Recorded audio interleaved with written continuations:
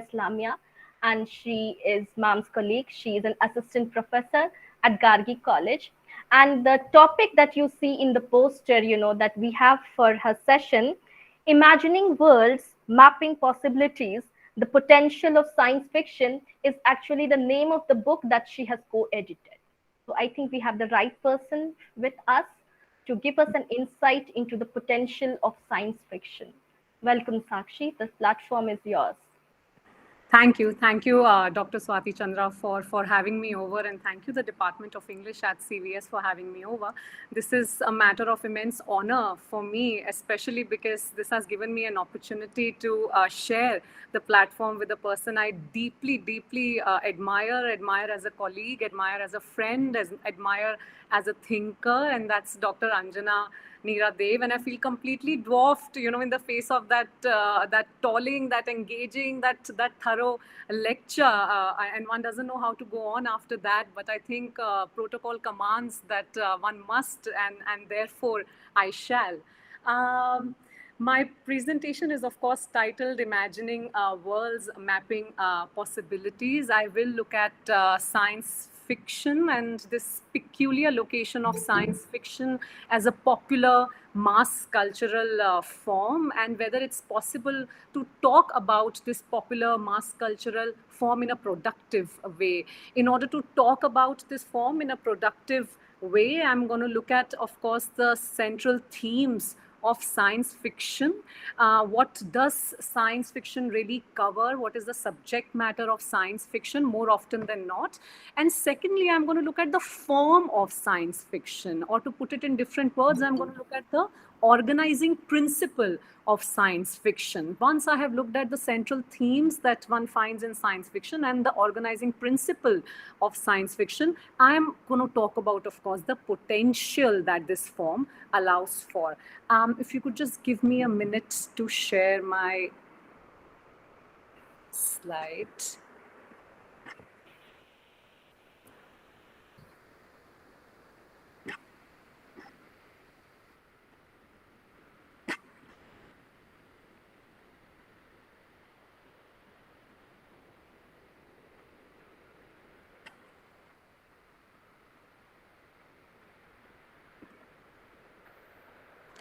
Could you please confirm that the screen is visible and I'm audible?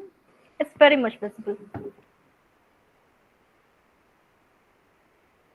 All right. So once again, imagining worlds, mapping possibilities, the political potential of science fiction.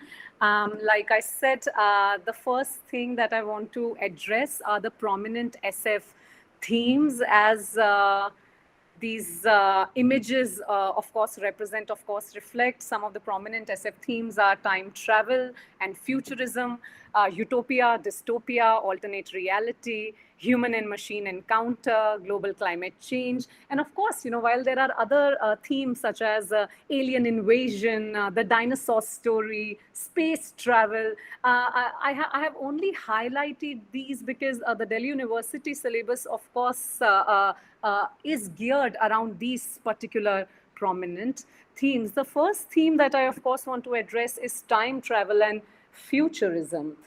The first question we might ask of time is whether or not is it really necessary? Do we need time? What does time do? And what time does, of course, is that it provides a continuity that links events.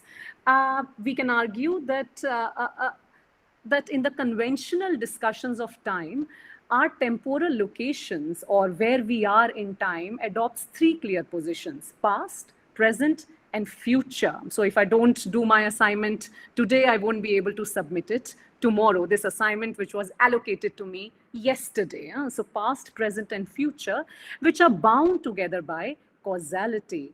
What science fiction narratives go on to do is that they jumble and they rearrange these temporal coordinates, opening the question of future for us, future that is paintable, that can be rendered, that can be represented. Now, our contemporary lived reality is marked by a host of scientific innovations ranging from reproductive technologies to rapid data computing. Science fiction narratives invite us to contemplate futures that have been irrevocably transformed with the permeance of these inventions. The impact of future technological developments on social and intimate relations is one of the key elements of science fiction. I believe, I'm sure, a lot of students must have seen the popular Netflix series Black Mirror. And Black Mirror is, of course, an illustration of this very feature, this very thematic of science fiction. Black Mirror is spun around the uneasy consequences of new technologies in modern society. The very title of the show, why is the show called Black Mirror? The very title of the show accentuates the pervasive nature of the Black Mirror, the smartphones, the computer monitors, and the television screens in our lives. It wouldn't then be completely incorrect to argue that this potentially prepares us, this kind of representation of the Black Mirrors and the kind of future that they might that they predict. This kind of prediction, this kind of representation potentially prepares us for the disturbing changes that innovations in science might and will facilitate in the near future. Could one then propose that science fiction has a distinctive social function, that it is not only a production of, it's not only a popular mass cultural form, but there is another agenda at the heart of it? It can do something more. Can we say then that science fiction has a distinctive social function?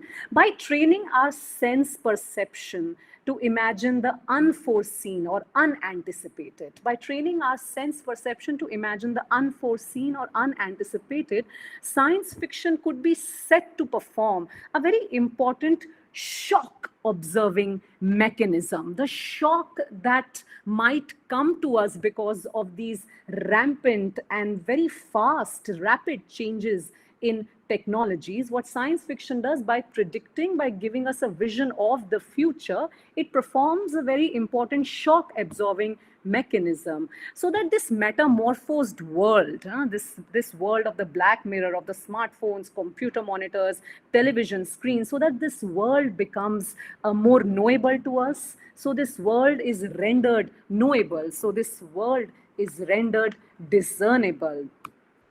And it's also important to note that future, which is such an important location, which is such an important temporal coordinate in science fiction, need not only be imagined as a chronological forecasting, that this is essentially what will happen. Instead, the future also needs to conceptualize as an object of hope.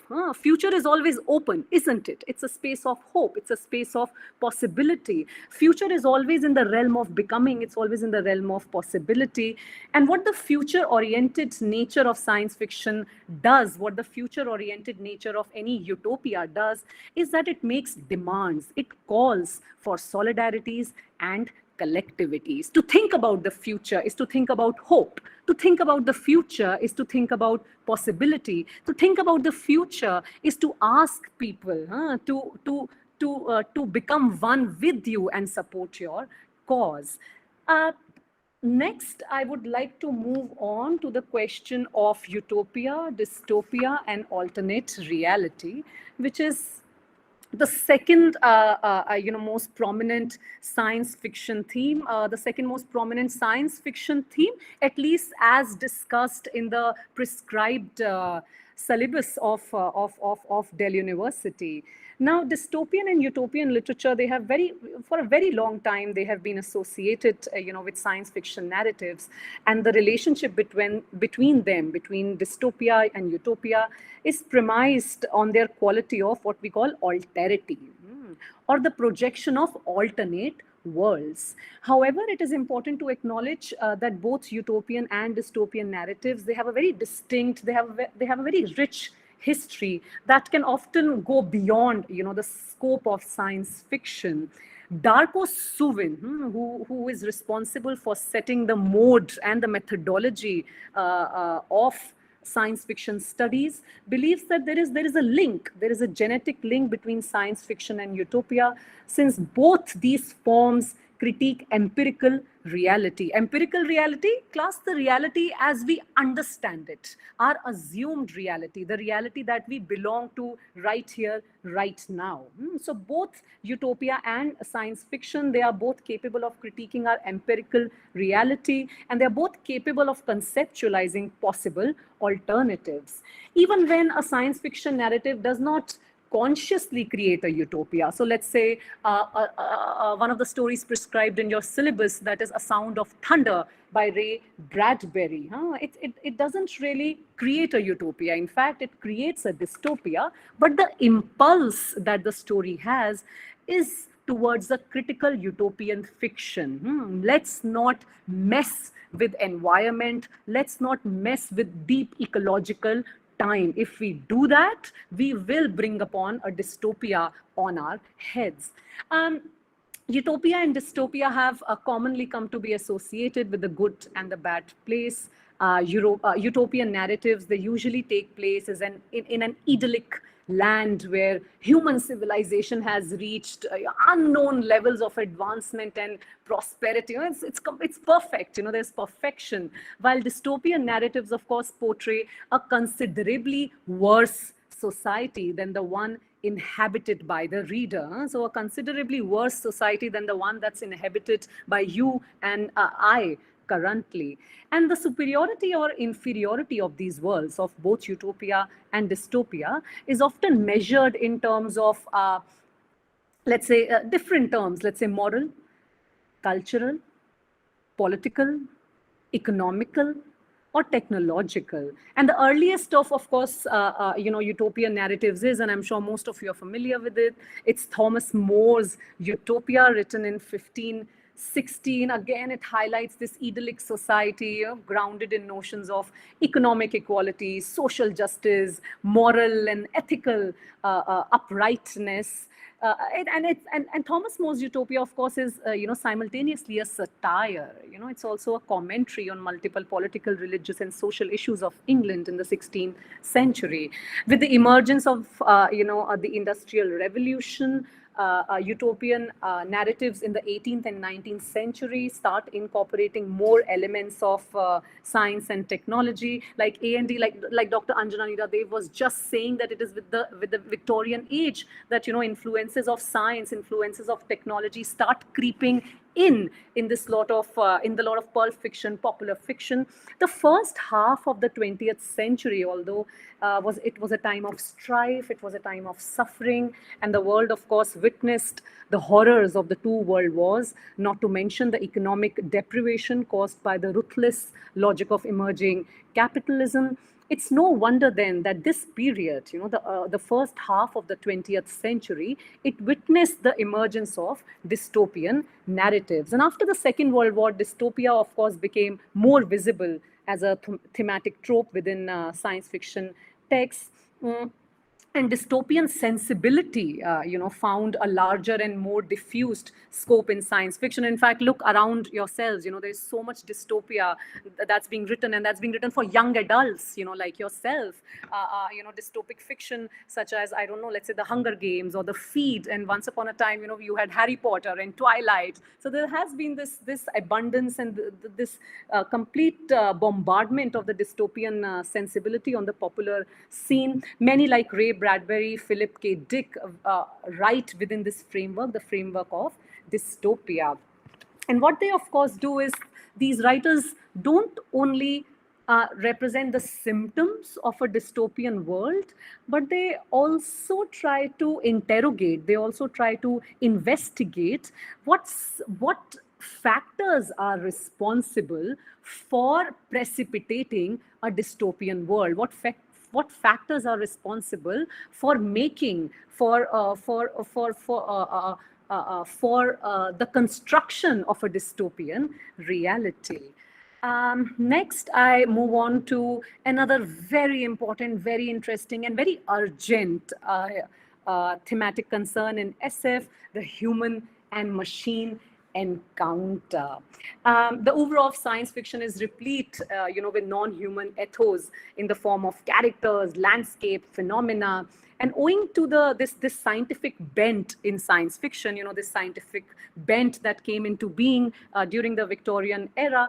Many of these elements are technologically mediated. It is commonplace to find humanoids, androids, biorobots, cyborgs, and all of these are a result of the integration between advanced scientific technology and human biological functions. In fact, in popular narratives or science fiction, such hybrid forms, this hybrid forms of human biological function and scientific technology, very often these hybrid forms of existence, they are treated with distrust, they are treated with fear, they are treated with skepticism, they are treated with revulsion, and they are often antagonists. They're often antagonists. So they have these kind of nefarious plans. For instance, if you think about Agent Smith from the popular science fiction movie The Matrix, and the fourth part of The Matrix is going to release in December. I'm sure there is a lot of excitement and buzz around it. So Agent Smith from the popular science fiction movie The Matrix, he's an AI program. He's artificial intelligence, which ensures that humans stay trapped inside the simulated reality called Matrix. Similarly, Ash from the movie Alien 1979 is an android who risks the life of his fellow crew members as he mindlessly follows the orders of his parent commercial organization. And these are just some of the examples of this kind of representation of life form. This life form, which is an integration of advanced technology and human physiognomy. Donna Haraway, a very important, very interesting critic in her manifesto called a Cyborg Manifesto, says that one should not only be wary or skeptical of technology. She, in fact, employs this vocabulary of hope. And she says that cyborg can be seen as a figure that can, in fact, subvert traditional social, political, and cultural norms. The last theme, science fiction theme, and in fact again a theme that is so urgent to our contemporary reality, of course, is the theme of global climate change. Now, climate fiction has become a significant subgenre of science fiction, and it has amassed enormous approval in recent times, given this thinning gap between fact and fiction. So think about the melting of the polar ice caps, think about the forest fires, think about endangered wildlife. And with the constant and rightful alarm over carbon emissions, consequent rise in Earth's temperature, and subsequent melting, like I said, of polar ice caps, environment and ecological instability is now part of the fabric of our grave reality. Shortened to cli-fi. So climate fiction, a subgenre of science fiction, and it's shortened to the form cli-fi. This subgenre looks at global climate change and its impact on human and non-human species on Earth. So not only how it impacts human beings, but also how it impacts non-humans, how it in fact impacts the ocean, how it impacts the trees, the animals, etc. Now, the popular and mass cultural status of science fiction has often led to climatic fiction's dismissal. And they say, this cli-fi can't really address such grave concerns such as global climate change. This is a popular cultural form. This is a mass cultural form. How can they, really talk about global climate change seriously? In fact, one of the big thinkers, who has written a very interesting, in fact, criticism of cli-fi is Amitav Ghosh in his book The Great Derangement: Climate Change and the Unthinkable. And he underscores, the inability of science fiction to address climate change in any productive or impactful way. He says that, climate change has an uncanny aspect: the storms, tornadoes, the swelling seas, and it can't be represented, so easily. His charge against science fiction is that even though science fiction addresses climate, even though science fiction addresses environmental issues, but these events, these catastrophic events always take place in the future, or they always take place in some alternate reality, which in fact bankrupts any potential that fiction has of addressing the nowness and thus the seriousness of climate change. Vandana Singh, who is in fact, a science fiction writer herself, she completely disagrees with this view, and she's written this very strong defense of, science fiction and climate fiction in her essay called "The Unthinkability of Climate Change: Thoughts on Amitav Ghosh's The Great Derangement."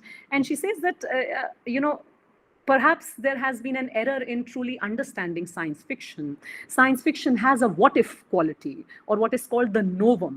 Science fiction is always an engagement with the present. It is never some kind of postponement of the problem into the future. It is not a postponement of the problem into some far-flung reality. It is not a postponement of the problem into some alternate dimension. So she says that when science fiction situates environmental catastrophe in the future, it in fact provides us a sneak peek. It provides us a slanted view of the present. It tells us, that we are on a disastrous road. It tells us that we are on a catastrophic road. Cli-fi science fiction, then ecological fiction, then acts like a feedback loop.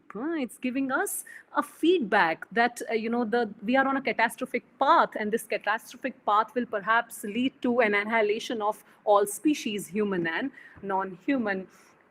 Now I want to move on from the discussion of the thematic concerns of science fiction to the form of science fiction, which is also something that Vandana Singh talks about: the organizing principle of science fiction, the structure of science fiction. Now, Darko Suvin is he practically he has set the mood of critical inquiry into SF. Padhe kaise? How do we study science fiction? What is the methodology that we should use? What is the theory that we should use? And he's written this very interesting and groundbreaking work. It's called Metamorphosis of Science Fiction, on the poetics and history of a literary genre. And this is the definition that he gives. If I could, just pause for a minute, let everyone take in that definition. Science fiction is then a literary genre whose necessary and sufficient conditions are the presence and interaction. So it's a literary genre, and it requires certain conditions. There is a certain contract here between the reader and the writer. And what does that contract say? The contract says that there should be a presence and an interaction of estrangement and cognition. And I look at these terms. I'll just talk about what is estrangement, what is cognition. And he says that the main formal device of any science fiction is an imaginative framework. So utopia, dystopia, some alternate reality, some future, some time travel, that stands in stark opposition. That's very different from the author's empirical environment, empirical universe. And I'm sure you're all familiar with Marvel movies, right? Nothing that happens in them has anything to do with our empirical environment. It's an alternate reality, practically.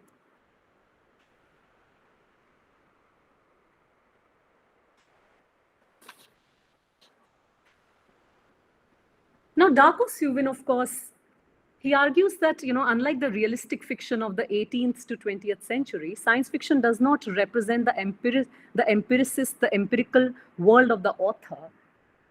Science fiction ushers a very different kind of game.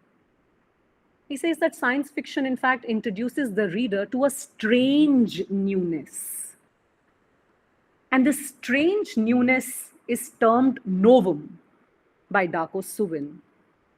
And he says that this newness, it diverges from the reality that both the author as well as the perceived reader are accustomed to.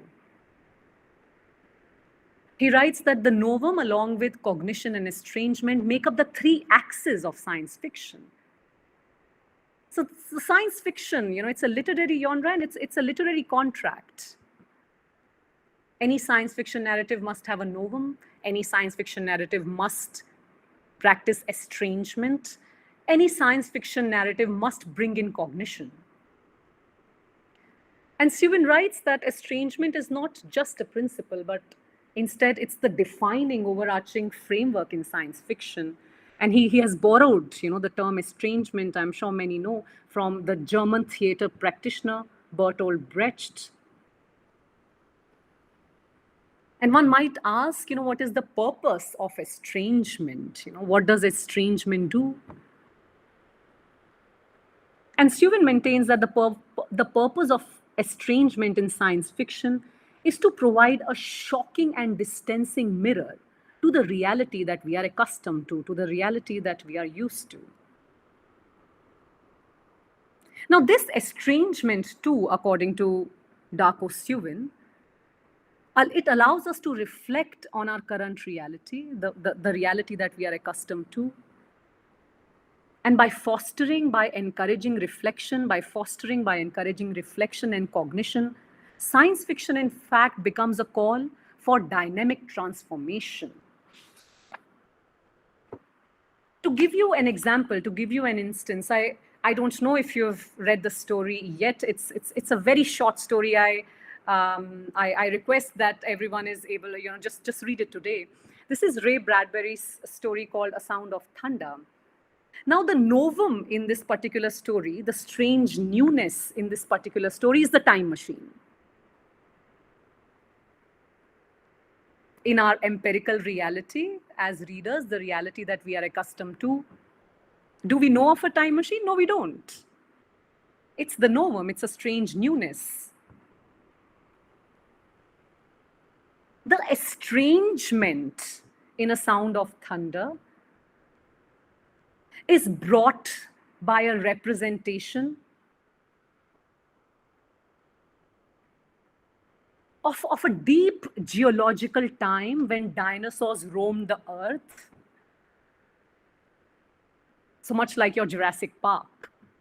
The Jurassic Park, in fact, it's estranging. It estranges us. That's not the reality we are used to. That's not the reality we are accustomed to. So the estrangement is brought upon, is brought by the representation of this deep geological time when dinosaurs roamed around the earth. And the cognition.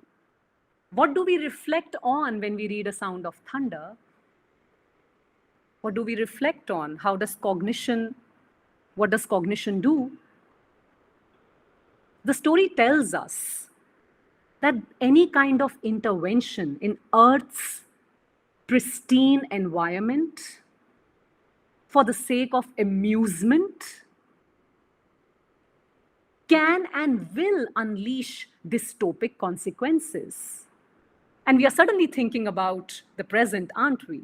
That are we messing with Earth's environment right now? Is it going to bring about dystopic consequences? So this dynamic transformation of the author's milieu. Science, Darko Steuben says, is a very important horizon. It should never become ideological in nature. He says that science fiction should not only incorporate, natural sciences. So science fiction should not only be premised on physics, chemistry, botany, but should simultaneously also be premised on sociology, on anthropology, on psychology, on history. In that sense, science fiction literature can be looked at as sociological fiction or social science fiction, right? And not just science fiction, because then we start asking, if it's science fiction, why are we reading it? Well, it's social science fiction. In fact, Darko Steuben says that science fiction is not oriented towards its protagonists. And in fact, it talks about our entire species, doesn't it? And that's what all the stories do, all the stories that are prescribed in your syllabus. Darko Steuben says that, science fiction has now moved into a sphere of anthropological thought, cosmological thought, much like A Sound of Thunder, for instance, or in fact, even The Ice Age cometh. Cosmological thought. What does the future behold? Today, science fiction, argues Darko Suvin, has become a diagnosis. Today, science fiction has become a warning. Today, science fiction has become a call to understanding. Today, science fiction has become a call to action. And most importantly, today, science fiction allows for a mapping of possible alternatives.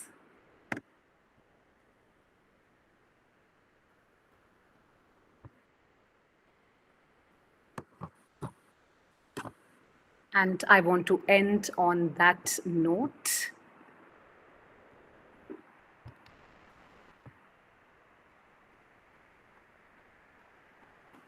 I Swati, hope I didn't go overboard, Dr. Swati Chandra.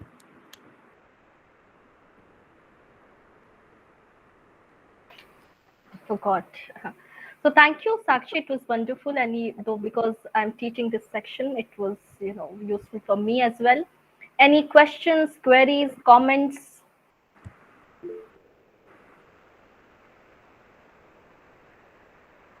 I think Pavitra, you can ask the question. You can just speak. Hi, Sakshi. Thank you so much for a comprehensive talk. I enjoyed it a lot.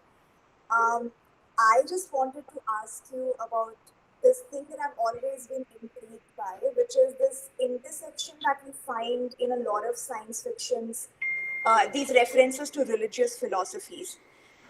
Mostly they are in a part of interpretations of these science fictions. But I have always find it very intriguing. So I just wanted to know your take on it. That what do you feel is the function behind these intersections? Thank you, Pavitra. Thank you for the very interesting question. On top of my head, I'm of course thinking about Nightfall. I'm thinking about, of course, Asimov, and I'm thinking about this representation of a religious cult, let's say in Nightfall, that doesn't allow for some kind of rationality to prosper. And vis-a-vis that, I think that's what Asimov is able to do is Asimov is able to represent a conflict that is also so urgent to our contemporary reality. This concept, this kind of conflict between a cult which is premised on a scripture, a religious scripture, and of course the scientific acumen on the other hand of the scientists who are very sure about the dystopic future that is right on the corners, just right around the horizon. But I'm also suddenly thinking about Ursula Le Guin, because she will include a lot of religious philosophy, but do it in a more productive way. So I'm not sure if there is any homogeneous way of looking at this representation, this kind of portrayal of religious philosophy, I guess, in science fiction. I mean, the writers have used it very productively, and they have used it, in a way to represent, a conflict between that which is religious and often thought of as irrational and that which is rational and scientific. Yeah, thank you so much for answering my question, because often in our day-to-day conversations we tend to look at religion and science as like binary oppositional to each other.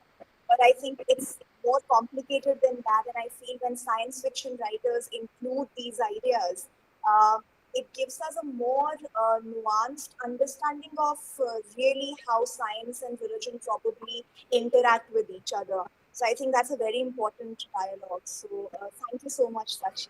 Thanks. Absolutely. In fact, even in the Ice Age commit, for instance, this Mhm. kind of, when the resolution of the global climate change comes, it comes in the shape of the mythical rocket, the Indra, who will dispel, let's say, these clouds or these clouds that could have precipitated a dystopic future. So I think there have been sort of all kinds of ways that, mythology and religious philosophies have been incorporated, actually. I would like to add a note on this, whether it was, Nightfall, Asimov, or it was Jayant Narlikar, none of them dismiss this cult of faith, altogether. They have, left this ambiguity, they've left it open for the readers. And they also, project that somewhere like in Nightfall, if the faith had been able to question things or explain things rather than believing. So with faith, what comes, you do not question at all. In science, you question everything. You don't accept anything unless there is a rationale behind it. And in faith, you just believe. So, and also because this is also reflection, because Dako Suvin, in that teaching SF critically, the essay that we have, he says that science fiction is also fiction, and somehow reflects the society we live in. And even these scientists, they are human at the end, and they just reflect the society we live in. We may live with all modern amenities, but we also have a Ganpati Bappa idol at the back. So there is no separate very neat divide between them. But once, when we need to, the difference between the educated or the non-educated, between the cult and the scientific fraternity, lies in the fact that you question and you accept things based on evidences. Like in Jayant Narlikar's story, Ice Age Comet, they say that even the scientific fraternity is replete with bias and prejudices. They do not even accept the evidences and the scientific calculations that Vasant Chitnis puts forward, because they have, just like any other human, they too have their biases. So True. they do not just dismiss religious philosophies altogether. They have left it open for the audience to be informed about it and make their choices. That is what Absolutely. I think about it. Absolutely. I think, Dr. Swati Chandra, that's why perhaps one can say that this is truly social science fiction. And, this is not some kind of, ideological furthering of the agenda of science as such, but instead, some kind of dialogue, some kind of inquiry into what is and what isn't. And of course, the what if. True, true. And even in that, the ones who walked away from Omelis, there is no definite answers that those who stayed back, with the guilt and humility and acceptance of their guilt, and that gratitude that they will be nice to everyone around because there is a burden of guilt that they are living with. And whether they were right, or those who walked away by saying that no, I will not be a party to the system, but they were also not able to make any difference to the kid in the basement. So who were right, we do not have the answer. It's Absolutely. speculative, it is open. The ambiguity is there, and it is for us to make out. Absolutely, absolutely. I'm so happy that you brought that question up, because after a couple of years, Le Guin was able to write this science fiction around what happened to people who moved away. And now I'm forgetting the name of the text, but I promised to share it, and that sort of Please, tells please, us please. that Yeah. was this kind of moving away in any way, just was it just a perverse act, or did it become productive in any way at all? I promise to share it. Please do. Any other question, comments, queries?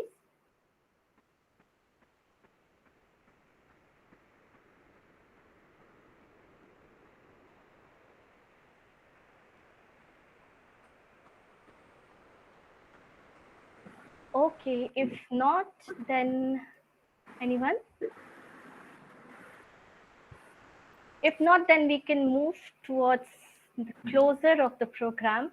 And thank you everyone for attending. So first of all, I would like to thank our patron, our principal, Professor Inderjeet Dagar, for always being the support system for us. And this is the golden jubilee year of our college. We are having a series of events, and whenever possible, he is there for the program, despite the busy schedule he is in. Obviously he's the patron, and we are thankful to him for all the encouragement. And I'm also thankful to the convener of this program, our teacher in charge, Sanjeev Kakkar sir, though he's not here because he has other engagements. Without him this was not possible. Obviously I'm thankful to all the colleagues, even beyond the English department, who took out time and sometimes just because I had requested, they made time for the program and they are here. And I'm very happy to see Amitav sir here, because for him there is a special place because he is my teacher. I have literally grown in front of him. We have known each other for 9 years now, so I'm very happy to have him here. And obviously, I'm thankful to all the students. Yeah, there are some students outside of College of Vocational Studies as well. I hope you gained something. The conversation, the discourse will go on beyond the program. But I hope these 2 hours were fruitful. It added something to your understanding, your comprehension of the genres we talked about. And I'm thankful to Arushi and Gitali from second year English honors for co-hosting this program, and so that they were admitting people and taking care of the other things while I was having a peaceful time here talking and listening. So I'm thankful to all of you, and the discourses on different topics will go on, and that is the process and nature of knowledge, that it is a journey.